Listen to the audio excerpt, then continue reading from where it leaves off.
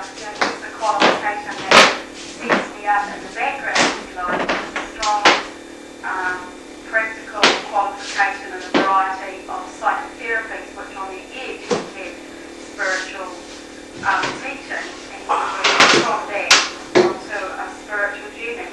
If I'd been able to find something as I've travelled the world, I would certainly settle down and study, but up to this point I haven't found something with this kind of rich openness that's so based in the practical world, and very exploratory, very inclusive of nature. So I guess I'm starting this because it's not here. Well, I guess that's good reason, really.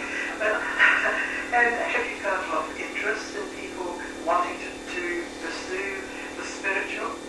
And that's the reason again that I'm doing this, because as I've travelled in the last few years, it hasn't been so much within New Zealand, I've found more and more that people might say, what do you do? And you say, oh, I'm a spiritual teacher.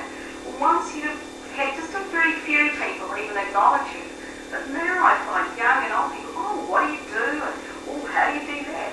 I'm really interested in meditation, and what do you mean about this stuff? You know, these sort of comments where everyday people are showing an interest. Of course, some to a greater degree than others. But I think there's an increasing hunger and interest. Well, I'm sure there is. Is this reflected in your enrollments?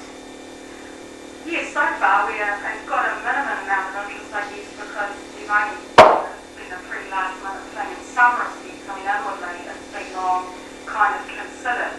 But yeah, it is. It's exciting. And with all of these sorts of things that I've put forward in the past, although I haven't put forward this particular thing, I've certainly run healing programs and retreats, you know, for many years. I generally find that particularly New Zealanders, and I don't know why that is, are last minute enrollers. So as the time, of course, we have looking more. I've read your brochure, and some of the things in it, I just like to explore it for a bit with you. Some of the things that you are teaching is, for instance, living consciously. How do you say it? What do you mean by living consciously?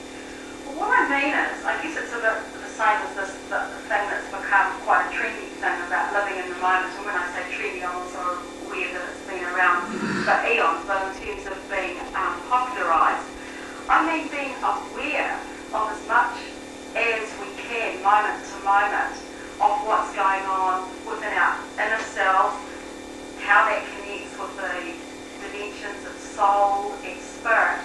Just for instance, let's say that I'm particularly anxious going for a job interview. I'd like to be able to be conscious of the first thing, which would always be the breath, wouldn't it? And use that consciously, and that then would calm me, and you may be able to use a particular symbol, and that may be something very simple like the image of the sun that I know calms me down. Winkelman. If I can calm myself, Winkelman. that I am connected and that I am loved. Winkelman.